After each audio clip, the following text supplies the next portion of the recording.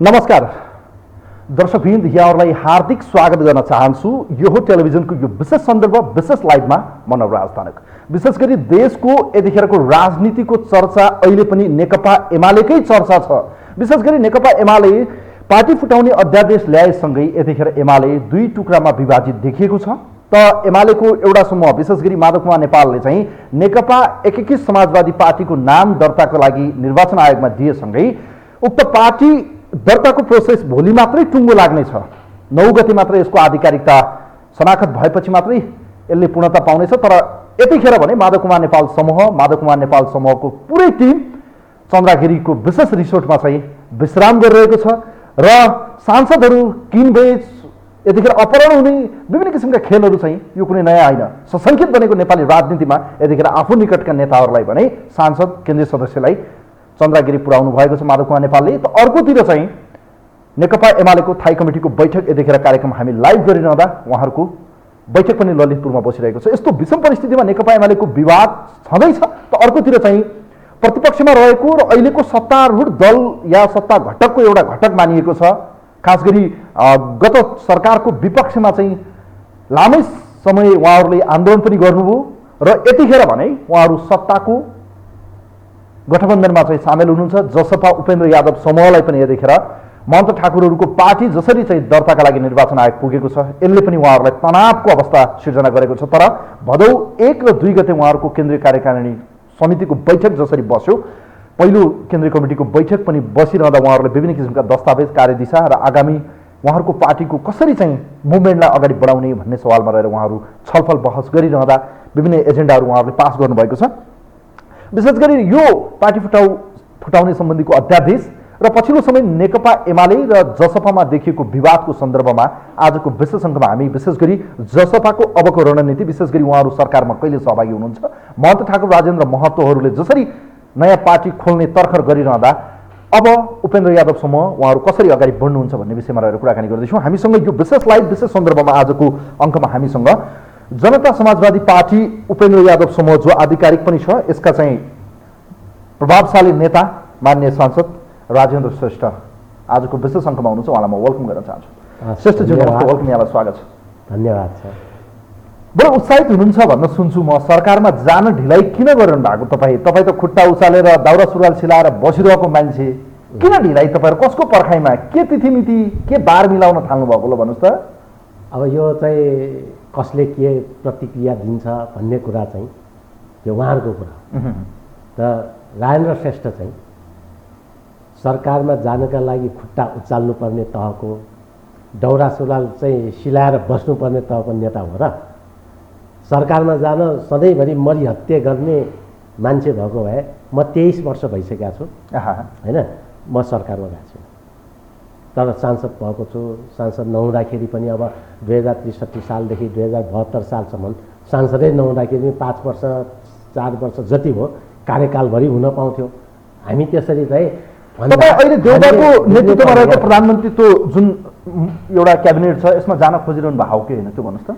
म चाहिँ पार्टीका चाहिँ जे निर्णय दिन्छ, जे जिम्मेवारी दिन्छ गर्ने हो। पार्टीको जिम्मेवारी दिँदा पार्टीको जिम्मेवारी मैले पुरा गरेँ। तपाईँको इच्छा होइन, तपाईँको चाहना होइन? मेरो त्यस्तो कुनै चाहना छैन। मेरो चाहिँ एउटै मात्र चाहना छ, त्यो भनेको देशको समृद्धि, सुशासन र देशमा हाम्रै जीवनकालमा समाजवाद आओस् र त्यसको पूर्वाधार निर्माणका सन्दर्भमा पार्टीभित्रको वैचारिक राजनीतिक काममा पनि मैले अत्यन्त मेहनतका साथ, कुशलताका साथ काम गरेको छु र नेपाली मोडेलको समाजवाद होइन, सङ्घीय शासन प्रणाली भएको समाजवादको विकास गर्न, सङ्घीय समाजवादको रूपमा त्यसलाई अगाडि सारेको र त्यस पश्चात होइन नेपालमा सङ्घीयता आइसकेपछि त्यो सङ्घीयताको मोडेल चाहिँ प्रशासनिक ढाँचाको भयो। जनता सुहाउँदो, यहाँको समाज सुहाउँदो भएन भनेर हामीले चाहिँ बहुजातीय, बहुभाषी, यहाँको विविधता सुहाउँदो समाजवाद, बहुराष्ट्रिय राज्य सुहाउँदो समाजवाद होस्। त्यसका लागि हामीले अझै चाहिँ राज्य पुनर्संरचनाका बाँकी कामहरू पुरा गर्न बाँकी छ। त्यसकारण अब सङ्घीयतालाई समुन्नत गरेर जानुपर्छ भनेर समुन्नत सङ्घीय शासन प्रणाली भएको समाजवाद भनेर समुन्नत सङ्घीय। अनि तपाईँले पार्टीको काममा त यति धेरै अहिले आफूलाई हुम्याउनु भएको छ। तपाईँ हिजो नेकपा एमालेमा रहँदा पनि तपाईँ पपुलर नेता नै हो। अहिले मैले जान्न चाहेको विषय खास गरी जसपाभित्र सरकारमा कसको नेतृत्वमा पठाउने भन्ने विवाद पनि छ भन्न सुन्नमा आउँछ। त्यो छ कि छैन? तपाईहरुको यो भनौँ एक र दुई गते विवाद छैन हैन। कसको नेतृत्वमा सरकारमा जानुहुन्छ तपाईहरु? ल भन्नुस् त, उपेन्द्र यादव या राजेन्द्र श्रेष्ठ? मलाई अचम्म यो कुरा लाग्छ कि सरकारको नेतृत्व कसले गर्छ भन्ने प्रश्न चाहिँ अहिले छास्ती सामाजिक सञ्जालमा आइरहेको छ। सरकारको नेतृत्व त प्रधानमन्त्रीले गर्ने हो नि, शेरबहादुर देउवाजीले नेतृत्व गर्नुहुन्छ। हामी जसुकै गए पनि अनि पार्टीको नेतृत्व संसदीय दलले कसलाई पठाउँछ भन्ने विषय त महत्त्वपूर्ण हो नि। जो गए पनि हैन, उहाँ पनि जाने, म पनि जाने, बा हामी दुवै नजाने, अर्को जाने, जेसुकै होस्, त्यहाँ जाने व्यक्तिहरू शेरबहादुर देउवाको प्रधानमन्त्रीत्वमा हामीहरूले चाहिँ एउटा चाहिँ त्यसमा हैन एउटा विचार प्रवाहमा त्यसरी सरकारको काम कारबारलाई चाहिँ प्रभावशाली ढङ्गले हल गर्ने, जनतालाई डेलिभरी दिने हिसाबले काम गर्ने हो। राजेन्द्र श्रेष्ठ एकपटक उपेन्द्र यादवलाई सरकारमा जानबाट रोक्ने पुरै रणनीति दाउपेचमा हुनुहुन्छ भनेर भन्दा के हुन्छ भन्नुहोस् त? अशोक राई, तपाईँ, बाबुराम भट्टराई पुरै यतिखेर दिवार बनेर उपेन्द्र यादवलाई रोक्नुपर्छ, बरु अर्कोलाई पठाउने, बरु म नजाने, सकभर आफै जाने, नभए उपेन्द्रलाई रोक्ने। अब यस बारेमा म यति मात्रै भन्न चाहन्छु, शून्यलाई सुनको माला छ, भन्नेलाई फुलको माला। होइन, मैले भनेको कुरा कति सत्य हो भन्ने कुरा त हो नि। तपाईहरु उपेन्द्र यादवलाई यसपटक सरकारको नेतृत्व गर्न, विशेष गरी पार्टीले नेतृत्व गरेर पठाउने पक्षमा हो कि होइन? सत्य कुरा के हो भने हाम्रो पार्टीको आन्तरिक जुन समस्याहरू देखा पर्यो, त्यो आन्तरिक समस्याहरू पार्टी विभाजनको तहसम्म पर्यो। ती सबै कुराहरूलाई समाधान गरेर नयाँ ढङ्गले जाने र सबै कुराहरू चाहिँ समाधान पाएपछि मात्रै हामी चाहिँ बसेर छलफल गर्ने भन्ने भएको हो। आजसम्म को सरकारमा जाने, कसरी जाने, कतिवटा मन्त्रालय केही पनि टुङ्गै लागेको छैन। हामी के चाहन्छौँ, 1.5 महिना भइसक्यो, अब कहिले हामी जो गए पनि गत हेर्नुहोस् त तपाईँको भाद्रको 29 गते होइन, यहाँ सुन्नुहोस्, हामी जो गए पनि त्यसपछि अहिलेसम्म हेर्नुहोस् त 1.5 महिना हुन थालेन। अब त त्यस्तो किसिमको अपरिपक्व ढङ्गले हामी निर्णय गर्छौँ। हामी परिपक्व ढङ्गबाट निर्णय गर्छौँ र पार्टीभित्र यसमा अहिले कुनै अहिले तपाईँहरूलाई डर भने के? उपेन्द्र यादवको नेतृत्वमा सरकारमा गयो भने आफू माइनस भइन्छ भन्ने हो, या हिजो महन्त ठाकुरहरूलाई छोडेर आएको समूहबाट या त्यो पक्षबाट आएका कयौँ आकाङ्क्षीहरू छन् मन्त्रीमा जानका निम्ति, मन्त्री बन्नका निम्ति, तिनलाई पनि व्यवस्थापन गर्नुपर्ने चुनौती हो के हो अहिलेको तपाईँहरूको आन्तरिक समस्या? होइन, यो कुरा भन्ने बाहिर जुन सामाजिक सञ्जालमा देखा पर्दछ, उहाँहरूको चाहिँ संसदीय व्यवस्थाभित्र र अहिलेको परिमार्जित संसदीय व्यवस्थाभित्रको संवैधानिक व्यवस्थाको सन्दर्भमा अज्ञानतावश फलानाको नेतृत्व कि ढिस्कानाको नेतृत्व, मैले भनिहालेँ वर्तमान संविधानले शेरबहादुर देउवाजीको नेतृत्वमा जाने हो, जोसुकै जानु। फेरि मन्त्री बन्नका लागि तपाईँको चाहिँ त्यहाँ कुनै प्रावधानहरू यस्तो उसको भन्दा धेरै तोकिया पनि छैन। सांसदहरू सबै इलिजिबल छन् र अब मल्टी पार्टी डेमोक्रेसीमा आफ्नो पार्टीले जसलाई पठाए पनि त्यसको एउटा अभिन्न अङ्ग शेरबहादुर देउवा क्याबिनेटको एउटा अभिन्न अङ्ग, जसमा भित्र ठुलो जनमत यतिखेर तपाईँलाई चाहिँ क्याबिनेटमा पठाउनुपर्छ भन्ने छ। तपाईँको शालीनता होला, तपाईँले पार्टीभित्र खेलेको भूमिकाको सवालमा होला। केन्द्रीय कमिटीको बैठक तपाईँहरूको बस्यो भदौ 1 र 2, के निर्णयहरू भयो? तपाईँहरू यो फङ्सनिङ गर्ने पक्षमा एकातिर पार्टी फुटको अवस्थाबाट अगाडि बढिरहेको अवस्था, अर्कोतिर तपाईँहरू अगाडि बढ्ने परिस्थिति, सरकारलाई पूर्णता झन्डै 1.5 महिना भयो। तपाईँ र भनौँ न खास गरी माधव कुमार नेपालहरूको कारणले गर्दा सरकारको अहिले पनि यो भनौँ न टुहुरो जस्तो सरकार भएको छ, लाज पनि छैन तपाईँहरूलाई त। अब यो चाहिँ वास्तवमा तपाईँको जुन अभिव्यक्ति छ त्यो ठिक भएन जस्तो लाग्छ मलाई। किन भन्दाखेरि सरकार गठनको प्रक्रिया भनेको अलिकति राम्रो गृह कार्य गरेर, किन भन्दा अब त 18 महिनासम्म निर्विवाद ढङ्गले मेसेज के गएको छ एक्चुअली सोच्नु पर्दैन? मेसेज के गएको छ बाहिर जनताको बिचमा? के नगर्छु भन्नु एउटा सरकार गठन नगर्नेले? यसमा त म तपाईँको जवाफदेहीका साथ कुरा गर्छु प्लिज। के हाम्रो पार्टीको समस्या मैले बताइहालेँ, पार्टीभित्रको आन्तरिक द्वन्द्व जुन चाहिँ ढङ्गले चल्यो त्यो अन्तिममा विभाजनको तहसम्म त्यो विकास भएको छ। त्यस्तो स्थितिमा अर्को शक्तिले अब नयाँ पार्टी लोकतान्त्रिक समाजवादी पार्टी भनेर पनि गठन गरेको अवस्था छ।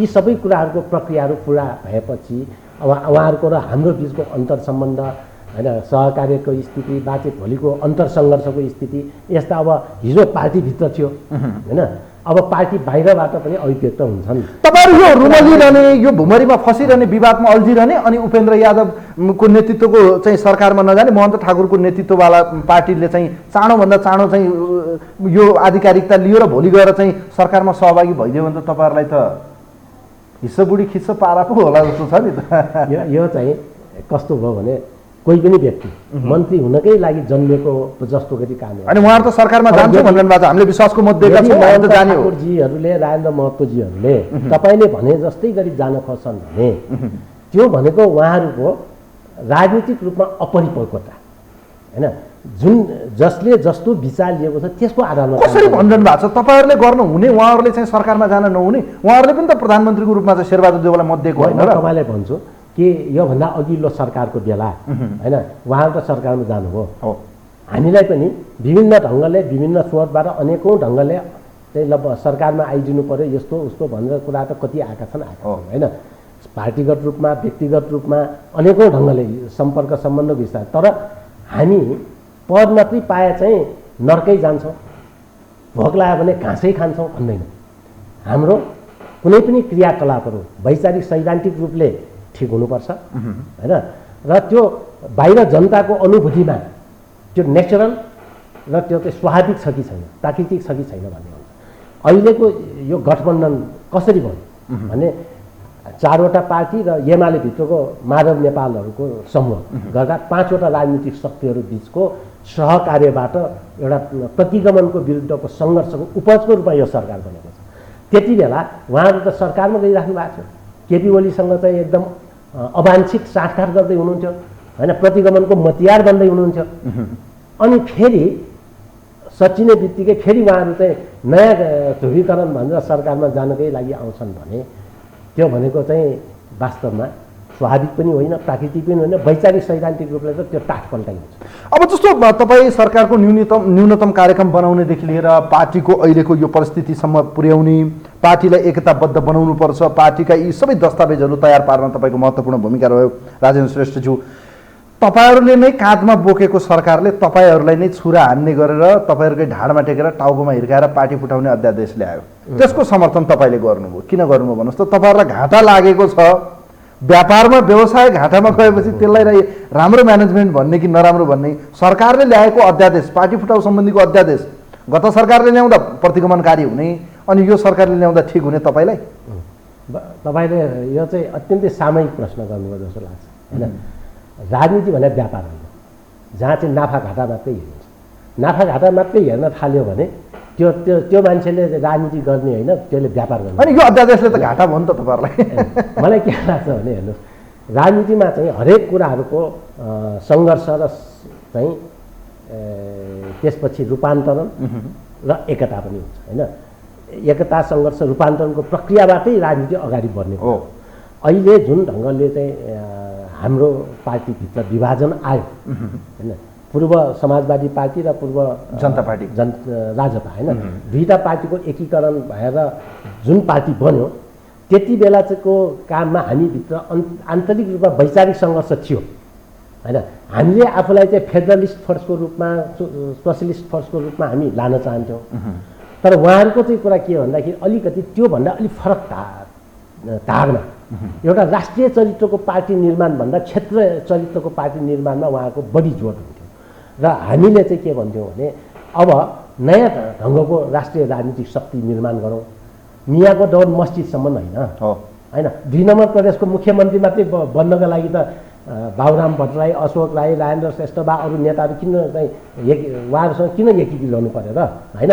एउटा सिंहदरबारमा धावा बोलाउँ न, अब सिंहदरबारमा परम्परागत शक्ति पुराना शक्ति जो छन् जसले चाहिँ नेतृत्व गरेर यो देशलाई समृद्धि सुशासनको माध्यमबाट समाजवादमा लानै सकेन, त्यस्तो स्थितिमा एउटा अब नयाँ ढङ्गबाट चाहिँ जाउँ न त भनेर हामीले विविध राजनीतिक शक्तिहरू मिलेर यहाँ पुगेका छौँ होइन। अब यो कुरामा हाम्रो आन्तरिक रूपमा कतिपय कुराहरू वैचारिक सैद्धान्तिक कुराहरू थिए, तर त्यसलाई रूपान्तरण गर्न सकिन्छ कि भन्ने हाम्रो सोच थियो, तर त्यो सम्भव भएन। र अर्को कुरा के हो भने उहाँहरूले अब चाहिँ अलग ढङ्गले जान चाहने स्थिति पनि कसरी बन्यो त? हामीले त रूपान्तरणकै पक्षबाट वैचारिक सङ्घर्ष पार्टीभित्र चलिरहन्छ र त्यसैबाट विकास हुन्छ भन्ने मान्यता राख्यौँ, तर उहाँहरूले चाहिँ कस्तो कुरा गर्न छिर्के दाउ भन्छ नि त्यो गर्न थाल्नुभयो। र पार्टीमा सरकारमा जानका लागि पार्टी सिस्टममा त पार्टीले गर्ने हो नि, उहाँहरूले पार्टीलाई माइनस गरेर संसदीय दल भन्न थाल्नुभयो होइन। धर्मेश्वरमा गएर बनाउनु भयो त उहाँहरूले, संसद दलको नेतै बनाउनु भयो राजेन्द्र महतोलाई।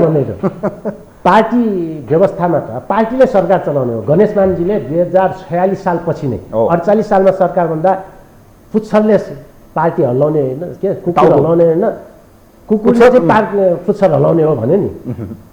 त आज पनि यही विवाद छ क्या। उहाँहरूले चाहिँ के भन्दाखेरि पुच्छरले नै हल्लाउन थाल्नुभयो।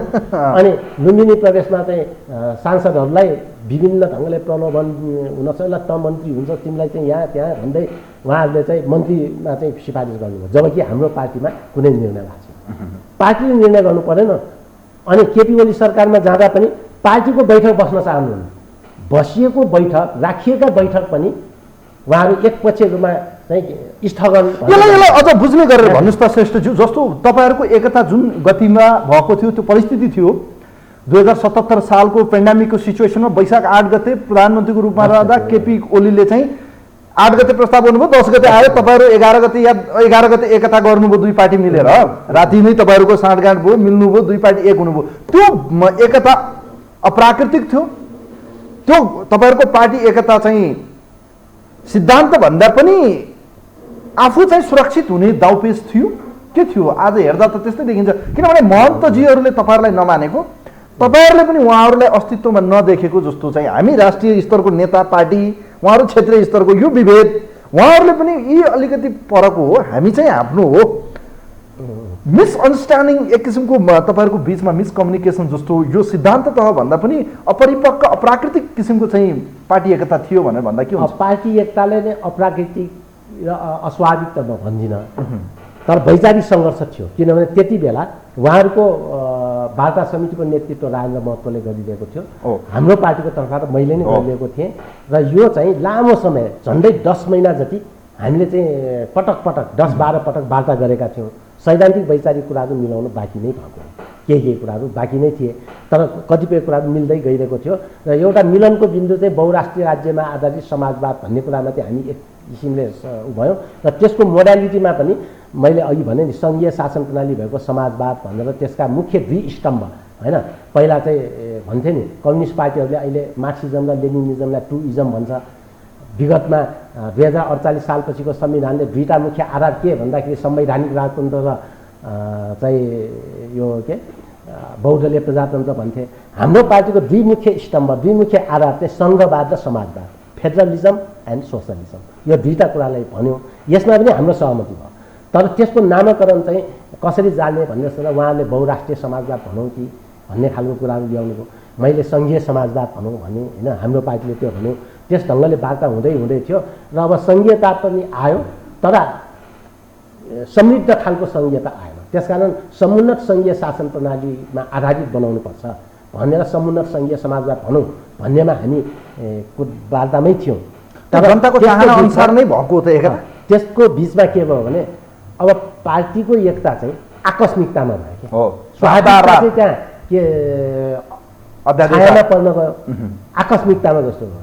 तर कसरी भयो भने हामी वार्तामा छियौँ नै। यदि एकतै गर्न नसक्ने भयो भने त 2टाले वार्ता तपाईँको वार्ता हुनु र भनिन्छ नि अब यो के अरे हावा चलेर पात खस्ने बेला र तपाईँको एकता हुनु र अध्यादेश आउनु लगभग एउटा परिस्थिति नभई त्यो अचानक भइएको एउटा कोइन्सिडेन्ट मात्रै थियो। अध्यादेश चाहिँ यो आकस्मिकता भयो कि कस्तो स्थिति आयो तपाईँले चाहिँ बिरुवा रोप्नुहुन्छ भने त्यो हुर्कन टाइम लाग्छ नि होइन। तपाईँले मकै नै रोप्नुभयो भने पनि टाइम लाग्छ।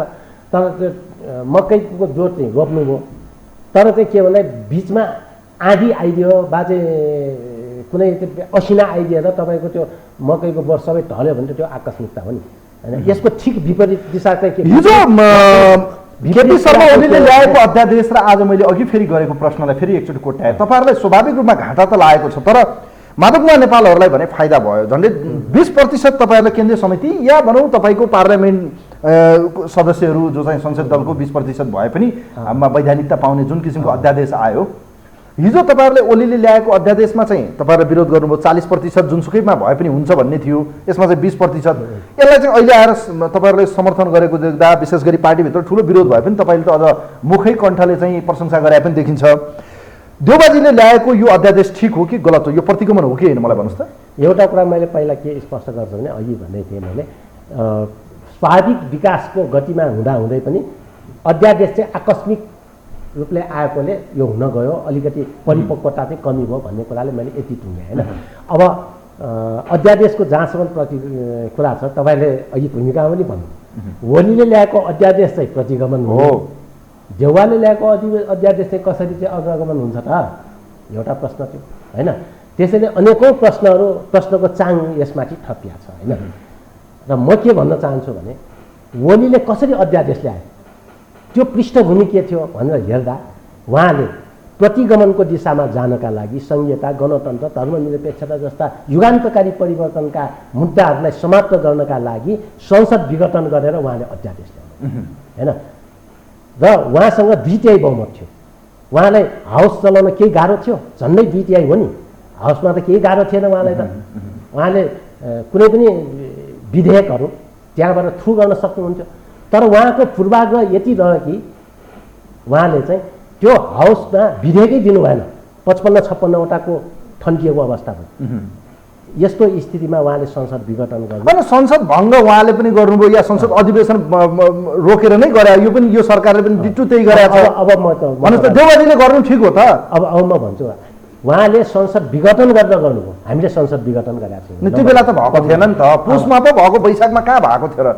होइन, उहाँको दिशा त्यहाँ थियो नि त, हाम्रो त अहिले त्यो दिशा होइन नि। त्यो दिशा त्यही हो भन्छ मान्छेले, गलत कुरा, गति सेम छ भन्छ मान्छेले। हेर्नुहोस् त, यहाँ सुन्नुहोस्, त्यही कुरा रोक्नका लागि यो गर्यो, त्यही कुरा रोक्नका लागि हो। अध्यादेशबाट शासन गर्न स्वेच्छाचारिता हुन्छ होइन, हाउस चाहिँ छँदै चाहिँ त्यसो गर्नु हुँदैन थियो, त्यो सैद्धान्तिक रूपमा एकदमै ठिक कुरा हो होइन। अध्यादेश ल्याएर शासन गर्ने कुरा त राम्रो होइन नि। तर अहिलेको संविधानमा अध्यादेशको व्यवस्था पनि छ भन्ने कुरा पनि झेक्का राख्नु पर्यो, नम्बर 1। र त्यो कस्तो अवस्थामा ल्याउनु पर्ने हुन्छ त भन्दा देशलाई निकास दिनका लागि ल्याउनु पर्ने हुन्छ। अहिले हामीले हाउस पुनः विघटन गर्न नपरोस्, हाम्रो मुख्य कुरा किन पुनः विघटन गर्न नपरोस् भने एउटा प्रसङ्ग म उल्लेख गर्छु। हाउसभित्र होइन वर्तमान सरकारले के भन्यो भन्दाखेरि अब चाहिँ एउटा बजेटलाई प्रतिस्थापन बजेट ल्याउँछु हो, त्यो त तपाईँहरू सबैलाई थाहा छ नि। हाउसभित्र 55-56वटा विधेयक छन्, हामी त्यसलाई पारित गराउन चाहन्छौँ, चाहे त्यो सङ्घीय निजामती सम्बन्धी भनौँ, चाहे नागरिकता भनौँ, चाहे चाहिँ कारागार सम्बन्धी भनौँ, अनेकौँ महत्त्वपूर्ण विधेयकहरू त्यहाँ थन्किएको छ, जसको कारणले गर्दा प्रदेश सरकारहरूले काम गर्न पाएको छैन होइन। र देशमा धेरै मानिसहरूले चाहिँ त्यो विधेयकहरू चाहिँ ऐन नबन्दाखेरि समस्या भोगिरहेका छन्। ती सबै कुरालाई निकास त दिनु पर्यो।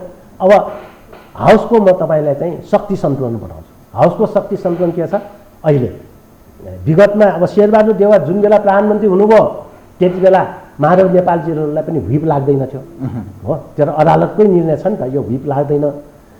त्यसैले के भयो, उहाँ प्रधानमन्त्री हुन सफल हुनुभयो, माधव नेपालजीहरूको पक्षबाट पनि भोट हाले होइन। अब तपाईँ कुनै पनि विधेयक ल्याउँदा त एमालेको व्हिप जारी हुन्छ, अनि व्हिप जारी हुने बित्तिकै त उहाँहरूले चाहिँ काम गर्न पाएन, संसदले फङ्सनिङ गर्न पाएन, विधेयक फेल। त्यस्तो भइसकेपछि अब कहाँ जाने भयो त, हामी संसद विघटनमै जानु पर्यो। अब 126 मत छौँ हामी भने अहिलेको यो पार्टी फुटाउने सम्बन्धीको अध्यादेश जुन आयो, यो सत्ता टिकाउन र यो संसद टिकाउनका निम्ति आएको भने भन्दा म सत्ता टिकाउन भन्दिनँ होइन। सत्ता त केपी ओलीले चाहिँ ग्रान्ड मिस्टेक नगरेको भए होइन, विनाशकाले बुद्धि नपलाएको भए, आफ्नै पार्टीभित्रको अन्तर्द्वन्द्वलाई पार्टीभित्र व्यवस्थापन गर्न चाहेको भए यो अभिगतै हुँदैन थियो होइन।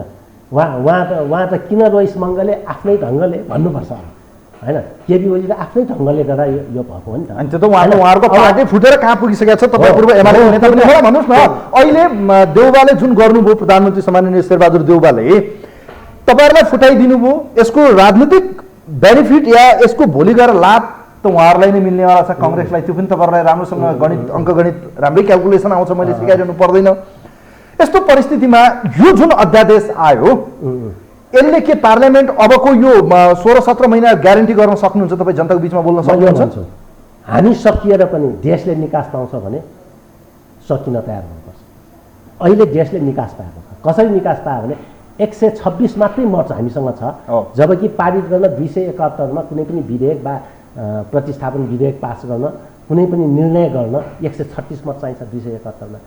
हामीसँग 136 छैन होइन, हामी 4 पक्ष मिल्दा 126 हुन्छ। अब प्रतिगमनको विरुद्ध सहकार्य गरेर यहाँसम्म सँगै आएको मानव नेपाल समूहलाई लाठीले हानेर तिमीले खबरदार गर्ने हो भने देशमा कस्तो राजनीतिक संस्कार गर्छ?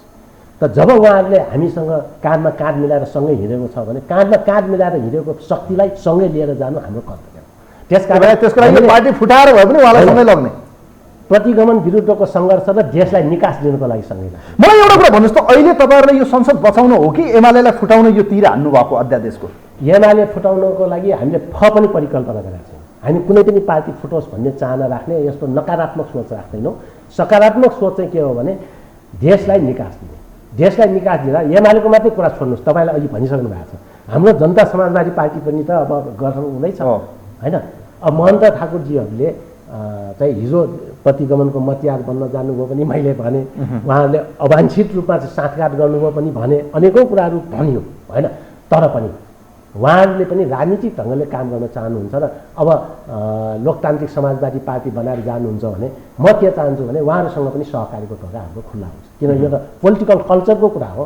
हामी केपी ओली जस्तो चाहिँ पुरा निषेधात्मक राजनीति गर्दैनौँ। न तपाईँहरूलाई कारबाही नगर्नु पर्थ्यो नि त, कारबाही किन गर्नुभयो त?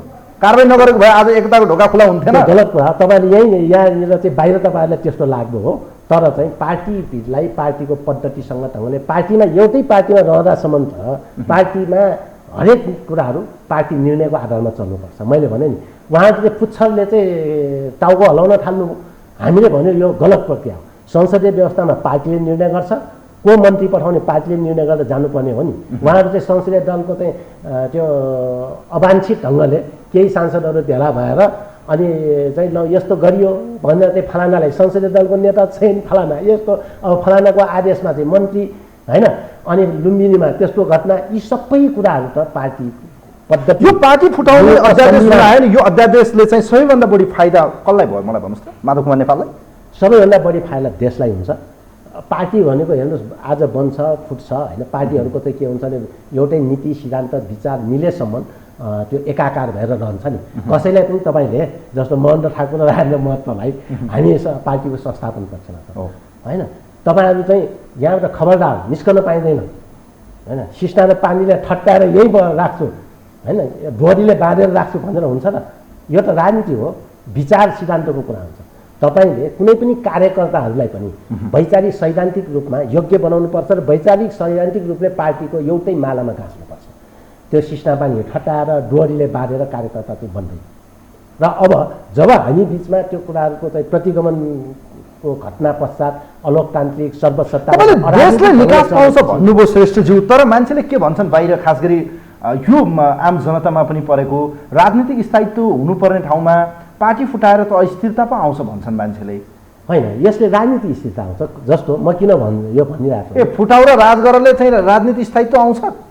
कुन सिद्धान्तले भन्छ यस्तो? यो हरेक कुराको सान्दर्भिकता होइन, चाहिँ यो समय सापेक्षता के छ भन्ने कुरा हुन्छ।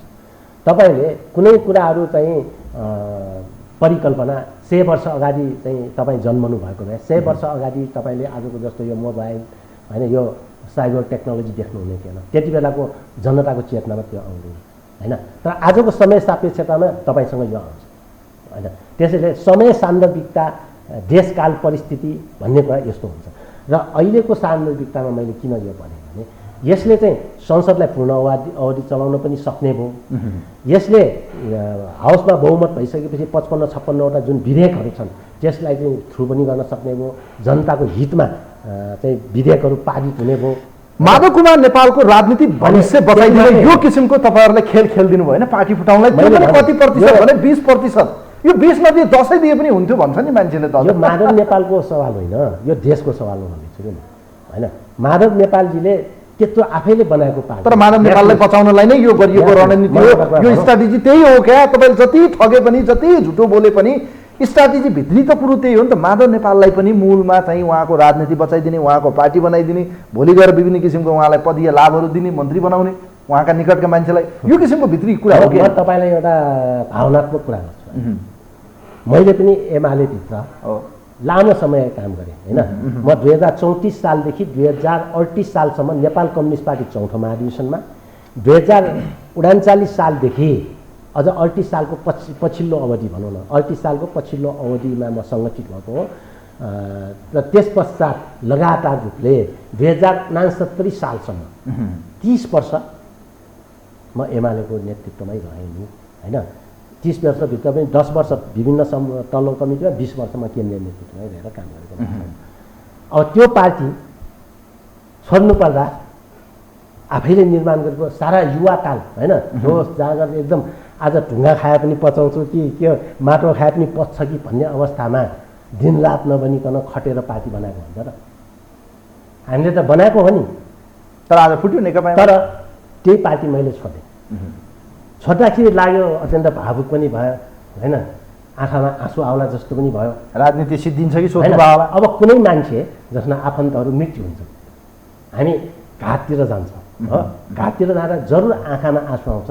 तर त्यो के भने मरेको मान्छे त बिउजिन्न नि, सेम्पेथीले मात्रै त हुँदैन। त्यसकारण मलाई लाग्यो हो, म भावुक पनि भएँ। एमाले के नहिले एमाले सोध्नु ठिक थियो कि भन्ने कुराले मलाई रातभरि लागेन, होइन। खेत पनि अनेकौँ गरेँ।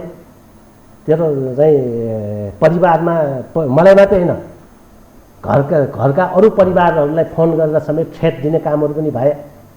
राजेन्द्र श्रेष्ठ अब जिउँदो लास हुन्छ पनि भने, फोन गर्नेहरूको पनि मलाई थाहा छ, होइन। त्यस्ता कुराहरू पनि हामीले भगेर भनौँ कि तर चाहिँ यथार्थ ठिक छ। अब यो पार्टी फुट्नु राम्रो त होइन, तर अब यसले तपाईँले भने जस्तै पार्लियामेन्टले एउटा गति पाउँछ, यसको चाहिँ पूर्ण कार्यकाल चल्छ भने तपाईँहरूले जुन भन्नु भएको छ, मैले भने माधव कुमार नेपालको राजनीति स्थायित्वको लागि या अस्तित्व बचाइदिन तपाईँहरूले गर्नुभयो। मलाई एउटा कुरा यहाँनिर भन्नुहोस् त, अहिले पछिल्लो समय देखिएको कैयौँ विषयहरू, विशेष गरी यो नेकपा एमालेको, तपाईँ पूर्व नेता पनि रहनुभयो, अहिले त अब एउटा पार्टीको शक्तिशाली नेता हुनुहुन्छ। एमालेको यो विभाजनलाई तपाईँले कसरी हेर्नु भएको छ? को सही हो, को गलत हो, किन फुट्यो एमाले? यसको पछाडि तपाईँहरू पनि कहीँ न कहीँ रोलर रहनुभयो या तपाईँहरूले पनि खेल्ने भूमिका खेलिदिनु भयो कि जलमल गर्नुभयो? माधव नेपाललाई उचाले ल माधवजी फोड्नु पऱ्यो, चाँडो आउनु पऱ्यो, त्यहाँ कहाँ बसिरहेको त्यो ओलीसँग छोड्नुहोस्, यो प्रतिगमनलाई हटाउनुहोस्, तपाईँ चाँडो आउनुहोस्, यस्तो किन भन्नुभयो तपाईँहरू? किन गर्नु? त्यो भनेनौँ, एमाले फुटाइदिनु तपाईँले त्यो कुरा भन्दै भनेनौँ। अब मित्रता पनि छ, सबै छ।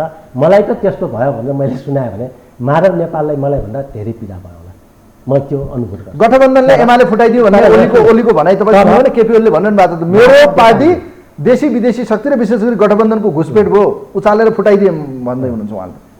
तर माधव नेपालजीले चाहिँ के गर्नुभयो त भने आफू जलेर पनि अरूलाई प्रकाश दिए, म त्यो भन्छु।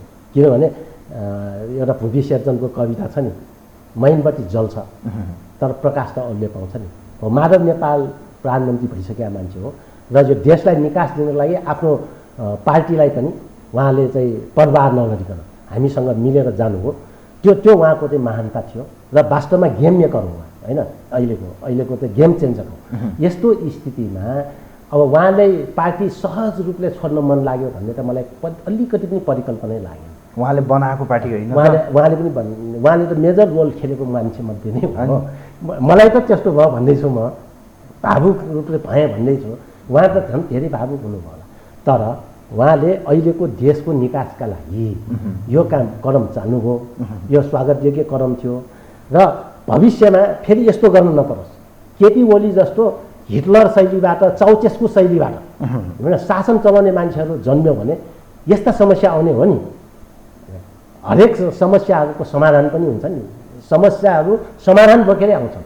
तर उहाँले समाधान बोकेर चाहिँ आएन। उहाँ त के थाल्नुहोस्, द्वन्द्वहरूलाई झन् चर्काइदिने द्वन्द्वमाथि खेल्न थाल्नुभयो। यसको परिणाम भिजिआई भएको पार्टी 3 टुक्रा भएर अब आगामी दिनमा केपी ओलीको पार्टी पत्तासाफ। तपाईँहरू पत्तासाफ भन्नुहुन्छ, उहाँले म बहुमत ल्याएर आउँछु, अभूतपूर्ण असाधारण बहुमतका साथ ढोकाबाट छिर्छु, म परमादेशको हो र म जनताबाट निर्वाचित भएर आउँछु, अर्काले टिका लगाएर परमादेशले बनाउने हो र मैले? यो परमादेशले बनाएको सरकार हो नि, तपाईँहरूलाई जनताले पत्याए हो र? यो परमादेश हो। संसद भनेको के हो? जनताको सार्वभौम सत्ता स्थापित गर्ने ठाउँ हो। त्यो सार्वभौम सत्ता स्थापित गर्ने जनताको संसदलाई हत्या गरेर, होइन, हामीले अदालतमा जानु बाध्य गरेर अदालतले उहाँले प्रधानमन्त्री बनाएको होइन, उहाँले प्रधानमन्त्री हामीले बनाएको, त्यहाँ संसदभित्र मतदान गरेर बनाएको। अदालतले त संवैधानिक प्रक्रियामा उहाँले जुन मिचेर दादागिरी गर्न खोजेको थियो, म नै राज्य हुँ, अरू केही होइन, भन्ने उहाँमा जुन एउटा नेपोलियनको जस्तो भावना थियो त्यो कुरालाई अदालतले करेक्सन मात्रै गर्यो। त्यसैले यो परमादेश जनादेश भन्ने कुरा उहाँले जुन गरिराख्नु भएको छ त्यो गलत कुरा। वास्तवमा अहिलेको सरकार नै जनादेशको अभिव्यक्ति हो। किन जनादेशको अभिव्यक्ति हो भने जनताले त 5 वर्षको लागि चुनेर पठाएको हो नि, अनि त्यो भङ्ग गर्ने जनताको म्यान्डेट यही थियो। जनताको म्यान्डेट के थियो? शेरबहादुर देउवालाई प्रधानमन्त्री कि केपी ओलीलाई प्रधानमन्त्री? जनताको म्यान्डेट त्यति बेला राजनीतिक स्थिरताको नारा दिएर आएको भिटिआई झन्डै पुगेको केपी ओलीलाई म्यान्डेट हो हैन।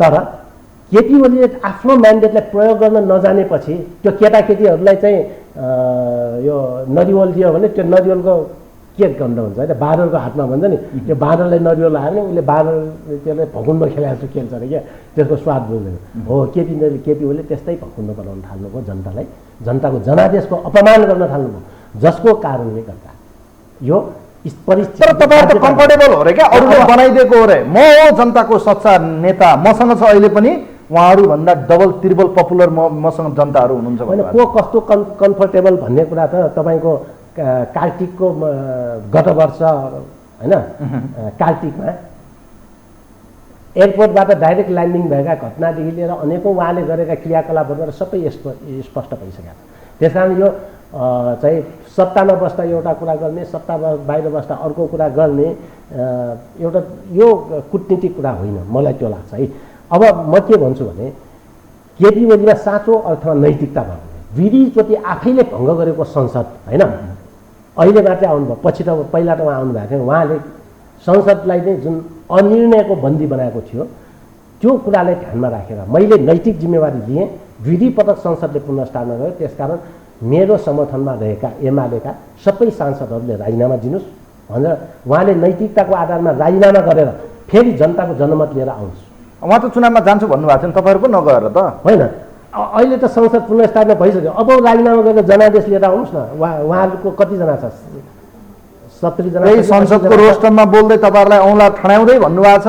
1 महिना बित्यो, तपाईँहरूले के गर्नुभयो? खै लिम्पियादुराको के विषय हो? तपाईँहरू कहाँ हुनुहुन्छ? के गर्दै हुनुहुन्छ?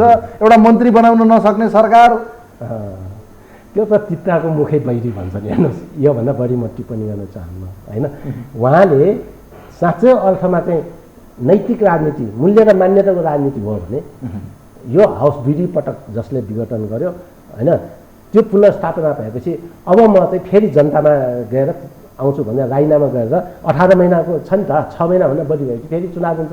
त्यसपछि पनि उहाँको सबै सांसदहरूले जितेर आएछ भने उहाँलाई जनादेश हुन्छ। तर यो गठबन्धन चुनावसम्म रहन्छ कि रहँदैन भन्ने कुरा पो बाहिर हामी पनि बुझ्छौँ, बाहिर पनि त्यो किसिमको छ।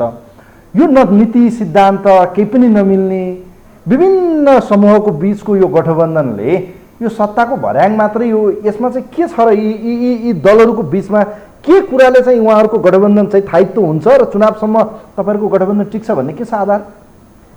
यस्तो हो, एउटा चाहिँ के भन्दाखेरि संयुक्त सरकार भनेको सबै सिद्धान्त विचार मिलेर हुने होइन। सबै सिद्धान्त विचार नीति सबै मिलेको भएर एउटै पार्टी हुन्छ, जोसँग चुनाव लड्नुपर्ने त्यसैसँग गठबन्धन। अहिले गठबन्धन हो। यो गठबन्धन भएको हुँदाखेरि हामीले के गर्यौँ भने पहिला विगतको अनुभव पनि हेऱ्यौँ त। विगतमा आज एउटासँग गठबन्धन, भोलि अर्कोसँग गठबन्धन, त्यो गठबन्धनको कुनै नीति कार्यक्रम पनि आउँदैन। त्यसो नहोस् भनेर हामीले के भन्यौँ, यसपटक चाहिँ सिएमपी जारी गरौँ, कमन मिनिमम प्रोग्राम, अर्थात् साझा न्यूनतम कार्यक्रम एउटा बनाऊ, हामी सबै त्यसभित्र बाँड्यौँ भनेर गठबन्धनमा त्यो हामीले प्रस्ताव गऱ्यौँ होइन। त्यो प्रस्ताव गऱ्यौँ र कमन मिनिमम प्रोग्राम बनायौँ। त्यो कमन मिनिमम प्रोग्रामले 11 बुँदे आचार संहिता, 10 बुँदे चाहिँ नीति कार्यक्रम होइन, त्यसपछि सँगसँगै संयुक्त सरकारको चाहिँ कार्यविधि, मन्त्रीहरूको आचार संहिता सबै जारी गर्यो नि त, ताकि हिजोको जस्तो दुर्घटना नहोस्। हिजोको जस्तो चाहिँ यो सरकार सफल हुन्छ र श्रेष्ठज्यू भन्नुहोस् त, मर्निङ सो द डे, यो घोडाको रेस से पता चलता है भन्छ नि हिन्दीमा एउटा उखान चाहिँ, लम्बे रेस के घोडे हैं या छोटे रेस के घोडे हैं भनेर जस्तो भयो क्या तपाईँहरू? अब यसले चाहिँ अब सुरुको सङ्केत राम्रै गरेको छ होइन, मलाई त्यो लाग्छ। खोप पाएन जनताले होइन, यस्तो हो। अहिलेसम्म खोप ल्याउन सक्नुभयो तपाईँहरूले? हेर्नुहोस् त, खोप कम्ती बिजोग छ। अहिले खोपको अभाव भएको भन्दा पनि प्राविधिक शक्ति, जनशक्ति कतिपय अभाव छ। हामी त्यो कुराहरू व्यवस्थापन गर्दैछौँ। हामीले एउटा कुरा के भन्यौँ भने मुख्य प्राथमिकता नै खोप हो र त्यसको लागि चाहिँ काम गर्नुपर्छ भनेर केपी ओलीले 4 महिना चाहिँ दिन नसकेको होइन, त्यो खोप चाहिँ तत्काल ज्येष्ठ नागरिकहरू होइन जसका सबैभन्दा सम्मानित र हामी सबैले सम्मान गर्ने व्यक्तित्वहरूलाई 4-4 महिनासम्म एक महिनामा दिन पनि दिन सकेका थिएन। यो सरकार आएको 15 दिनमा भित्रै हामीले त्यो कुरा गरायौँ र अब घोषणा पनि हामीले गरेका छौँ कि जति खोप चाहिन्छ त्यति खोपको लागि जति बजेट चाहिन्छ त्यो हामी छुट्याउँछौँ सरकारबाट, प्रतिस्थापन विधेयक ल्याएर पनि छुट्याउँछौँ र त्यस्तो स्थितिमा हामीले जुन घोषणा गरेका छौँ असोज मसान्तभित्र 1/3 खोप लगाउन सक्नेलाई दिने भनेका छौँ होइन। अब यस अवधिमा केही 4-5% दिइसकिया छ। अब यो बढ्दै हामी 1/3 चाहिँ असोज मसान्तसम्ममा पुर्याउँछौँ। त्यसका लागि चाहिँ गतिविधिहरू जान्छ र चैत्र मसान्तसम्ममा हामी खोप लाउन सबै जनतालाई लाउँछ। त्यति बेला दिन सकेन भने चैत्र मसान्तमा तपाईँले पर्ने। ल ठिक छ। अब म खास गरी तपाईँहरूकै पार्टीकै विषयलाई लिएर तपाईँहरूको भदौ 1 र 2 गते केन्द्रीय कमिटीको पहिलो बैठक बस्यो। तपाईँहरूले विभिन्न किसिमका आफ्ना सिद्धान्त एउटा कार्यदिशा पास पनि गराउनु भयो, त्यसको मस्यौदा कार्यदलको तपाईँ आफै पनि रहनुभयो। मलाई एउटा कुरा यहाँनिर अहिले मान्छेले भन्छन् मधेसको मसिया जहाँ जनताको जनमत मानिने तपाईँहरूको पार्टीको पनि ट्याग उपेन्द्र यादवलाई त्यही क्षेत्रकोबाट तराईको एउटा ठुलो शक्तिको रूपमा हेरिन्छ। तपाईँहरू अलिकति फरक किसिमको चाहिँ वैकल्पिक शक्ति बनाउनुपर्छ भनेर राजनीतिक एउटा दल गठन गर्नुभयो। अब मधेसमा तपाईँहरूलाई त आछु पार्छु पो भन्नुहुन्छ त उपेन्द्र यादव राजेन्द्र महतोहरूले। उहाँहरूको जनमत छैन, सब जनता हामीतिर छन्। सक्यो जनता समाजवादी पार्टी उपेन्द्र यादवको पार्टीको खैरत छैन बाबुराम भट्टराईहरूको। त्यो त उहाँको पराजित मानसिकताको उपज हो होइन। यो खुट्टी हेरेर पत्याए भन्छ नि, गराङ गुडिङ आउँदाखेरि चाहिँ सब चराहरू भाग्न सक्ने जति त्यहाँबाट एउटा सानो बच्चाले चाहिँ भाग्न सकेन। अनि आमा चाहिँ भेटेपछि त्यो बच्चाले चाहिँ भन्यो तपाईँहरू सब भाग्नु हेर्नुहोस् त, यत्रो गढ्याङ गुडिङ सबै मैले ठाने भनेर चाहिँ त्यो खुट्टा भुटिट्याउले पुरै आकाशै थाहा त्यस्तै कुरा हो। वास्तवमा उहाँहरूको 6-6वटा पार्टी मिल्दा पनि होइन तराई मधेसमा हाम्रो पार्टी 1 नम्बर थियो। अहिले त हामी जनमत त महन्त ठाकुर राजेन्द्र महतोहरूको छ नि त। उहाँहरूले त्यही भन्नुहुन्छ हामी मधेसको यो पटक उहाँहरूको एक्सर्साइज हेर्नु भएन, 10-15 दिन उहाँहरू तराईमा मजाले सङ्गठन विस्तार गर्नुभयो, नयाँ तरिकाले हिँड्नुभयो। उहाँहरू वैकल्पिक नाम पनि हेर्नुहोस् त लोकतान्त्रिक समाजवादी पार्टी, तपाईँहरूकै विकल्पमा। उहाँहरूलाई शुभकामना छ मेरो। उहाँहरूले राम्रो ढङ्गले काम गर्नुहोस् होइन र एउटा शक्ति निर्माण गरेर अगाडि बढ्नुहोस्, मेरो शुभकामना छ। तर त्यो दिशामा जान्छ कि जाँदैन भन्दाखेरि म के देख्छु भने उहाँहरूको काम गर्ने शैली बहुत चाहिँ छ कि कसलाई के धन्दा भन्ने उखान जस्तै छ होइन। उहाँहरूलाई फर्जी काम गर्ने धन्दा चल्यो। यहाँ चाहिँ हाम्रो निर्वाचन आयोगले जेठ 30 गते होइन उहाँहरूलाई मान्यता दियो होइन।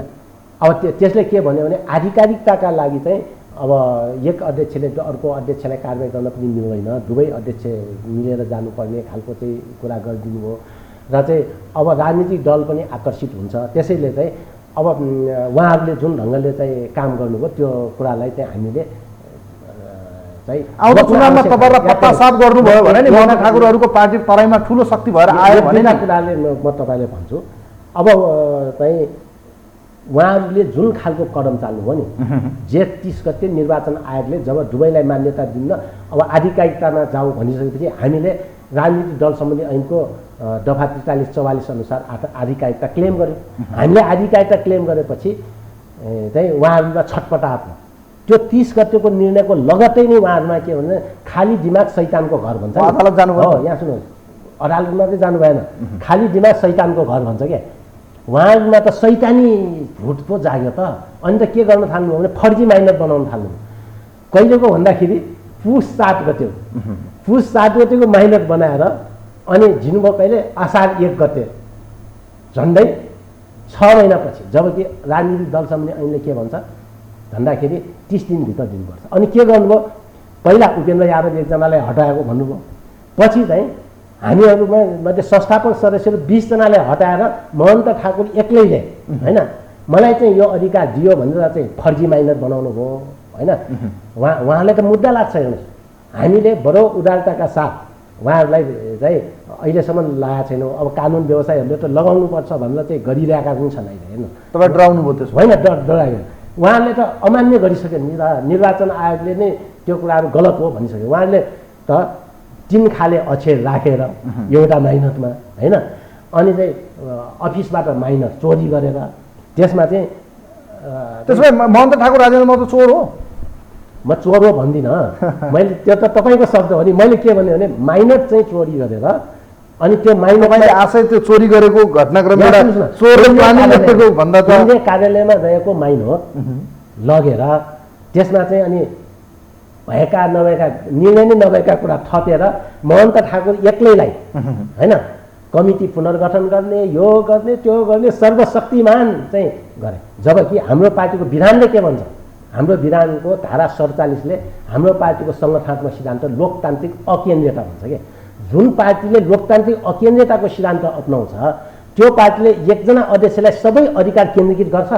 पहिलो अध्यक्ष हो नि त, शक्तिशाली अध्यक्ष हो नि त। पहिलो अध्यक्ष नै होइन, के गलत कुरा हो? शक्तिशाली अध्यक्ष नै होइन। हाम्रो त पार्टीको विधानको प्रस्तावनामै सामूहिक नेतृत्व र समावेशी प्रतिनिधित्व भनेको छ।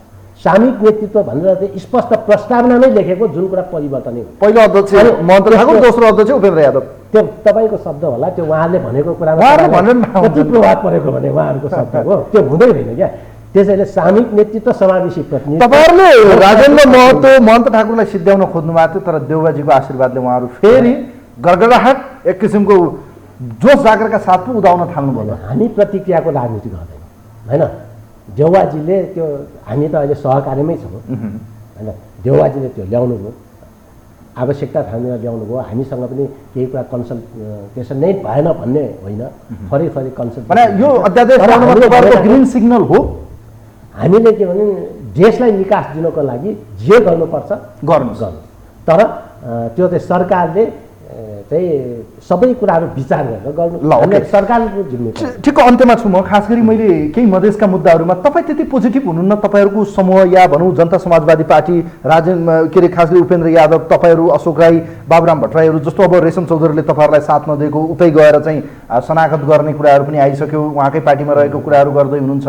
यस्तो परिस्थितिमा खास गरी यो मधेसको मुद्दामा तपाईँहरू पोजिटिभ नभएको कारणले रेशम चौधरी लगायतको कैयौँ थारूहरूको भोलि गएर तपाईँहरूसँग साथ रहेन भने तपाईँहरूलाई कसले साथ दिन्छ भन्नुहोस् त? सरकारमा गए पनि तपाईँहरूले के एजेन्डाका साथ चाहिँ के गर्छु भनेर चाहिँ तपाईँ सरकारमा गएर पत्याउनु? सबैभन्दा पहिला म के मधेसको मुद्दा उठाउने चाहिँ महन्त ठाकुर राजेन्द्र महतोहरू होइनन्। त्यति बेला त उहाँहरूको पार्टी उहाँले त्यही भन्नुहुन्छ सम्बोधन हामीले नागरिकताको विषय फर्जी मुद्दाहरू हामीले फिर्ता गऱ्यौँ, रेशम चौधरीलाई छुटाउँछु भन्ने एग्रिमेन्ट हामी गर्दैछौँ भन्ने भने होइन।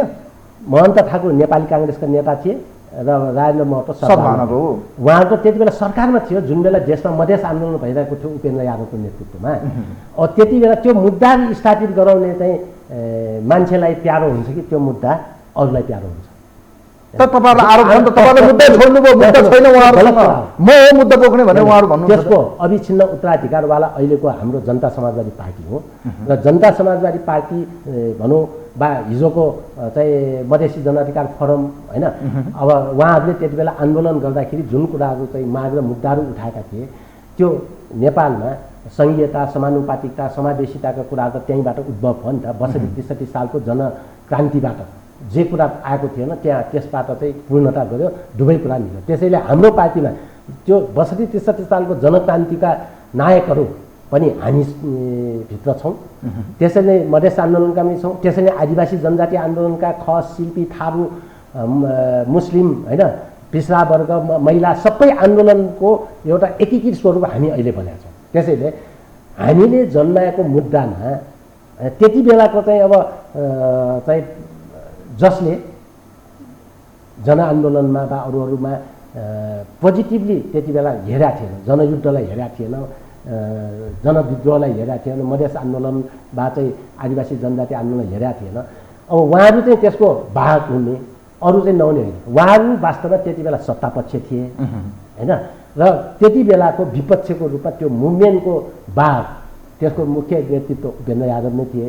र आज जुन देशैभरिका त्यो चाहे त्यो पूर्वको लिम्बुवान हो, चाहे पश्चिमका खसान हुन् वा हिमालको शेर्पालुङ हुन् वा तराई मधेसको थरुवट मधेस हुन्, त्यहाँ सबैले अब सङ्घीयता, समानुपातिकता र समावेशिताको अहिले जुन फल प्राप्त भएको छ नि त्यो फल प्राप्त गर्नेमा उहाँहरूको। तपाईँहरू सरकारमा जाँदै हुनुहुन्छ, यो सरकारले रेशम चौधरीलाई न्याय गर्छ कि अन्याय गर्छ? तपाईँहरूको नेता पनि हो नि, अब अहिले त तपाईँहरूसँग छ नि, हुनुहुन्छ कि हुनुहुन्न? अहिलेसम्म हाम्रोमा हुनुहुन्छ, हाम्रो चाहिँ लिस्टमा उहाँले राखेको छ। किनभने उहाँले हाम्रो पार्टीलाई समर्थन गर्छु भनेर उहाँले भनेपछि नै हामीले महन्त ठाकुरसँग जानुभयो भने तपाईँहरू के गर्नुहुन्छ?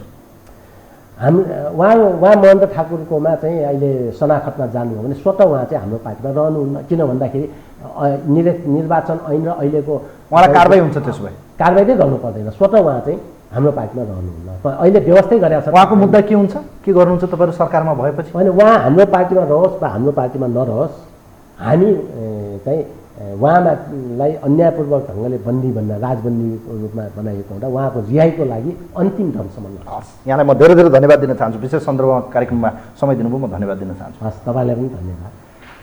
आदरणीय दर्शकवृन्द, यो विशेष अङ्क विशेष सन्दर्भमा हामीसँग जनता समाजवादी पार्टीका प्रभावशाली नेता, मान्य सांसद, आजको यो विशेष अङ्कमा हामीसँग राजेन्द्र श्रेष्ठ हुनुहुन्थ्यो। विशेष गरी हामीले यो पछिल्लो समय पार्टी फुटाउने सम्बन्धीको जुन अध्यादेश आयो, यो अध्यादेशले नेपालको राजनीति कतातिर जान्छ, देशमा राजनीतिक शक्ति बीचको ध्रुवीकरणको बीचबाट जसपा र एमाले बीचको यो फुटको राजनीतिले के साँच्चीकै देशमा स्थायित्व हुन्छ त? यसको फाइदा के हुन्छ? उपेन्द्र यादव र महन्त ठाकुरको पार्टी जसरी अलग अलग भइरहँदा यसले तराई मधेसको मुद्दा र विशेष गरी तराईको आन्दोलन र त्यहाँको चाहिँ मसिया अब लिने एजेन्डा चाहिँ मुद्दालाई कसले बोक्छ, यी लगायतको विषय प्रसङ्गमा विशेष गरी आजको विशेष अङ्कमा हामीले कुराकानी गऱ्यौँ।